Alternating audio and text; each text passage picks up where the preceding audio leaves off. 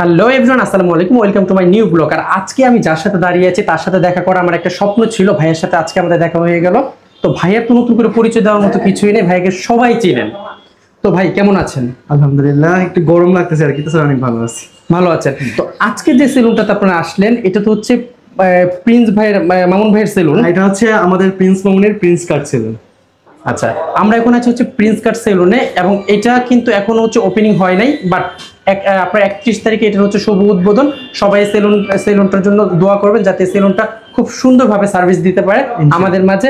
এবং ভাই আপনার কাছ থেকে একটা জিনিস হলো, আপনি তো অনেক শক্তিশালী মানুষ। শক্তিশালী বলতে মনের দিক দিয়ে মাশাআল্লাহ আপনি অনেক শক্তিশালী। এই শক্তি অনুপ্রেরণা কার কাছ থেকে পান? প্রথমত আমার আম্মুর কাছ থেকে। আমার আম্মুই আমাকে এত অনুপ্রেরণা দেয়। আর সেকেন্ডলি হচ্ছে আমাদের মতো যারা আছে তারা তো সবাই অবহেলার শিকারই বেশি হয়। তো ওই থেকে ভালো কিছু করার ট্রাই করতেছি, ইনশাল্লাহ চেষ্টা করতেছি। কি আলহামদুলিল্লাহ আপনার সেলুন ভালো যাচ্ছে? আলহামদুলিল্লাহ।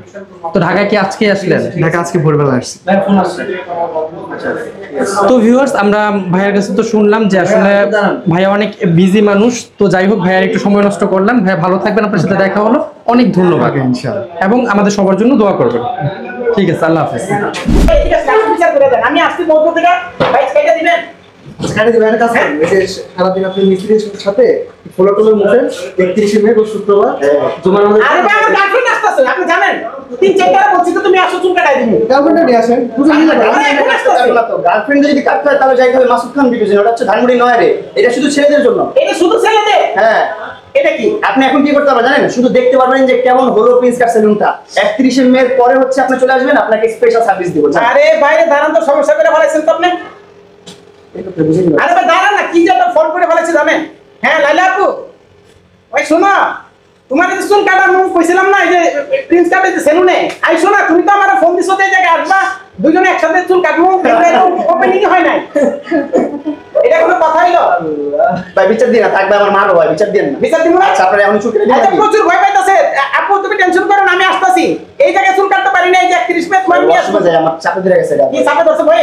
চিন্তা করছেন ভাই? আসেন তো ভাই। এই আচ্ছা কি অবস্থা, লাস্ট আপডেটটা দেখাই দিয়ে দেন ভাই। আপনার আপডেটটা গিয়ে এই যাইতাছে, এটা কোনো কথাই ভাই ভাই। আপনি এর মধ্যে কি করেন? আপনি ভালো মানুষ পেয়ে হ্যাঁ আমার তো চুল কাটাই দিবেন, এটা কি ভাই? ডিজাইন এগুলা কি দিয়া করছে? এই যে আপনার এই কেচি দিয়ে চুল কেটে দেবো আপনার। এই কেচি দিয়া? হ্যাঁ। তাহলে আমি খুব ফুটবো নাকি? আপনার উপর কুকুরটা লাগবে, ওটা নিচে নামাবো না।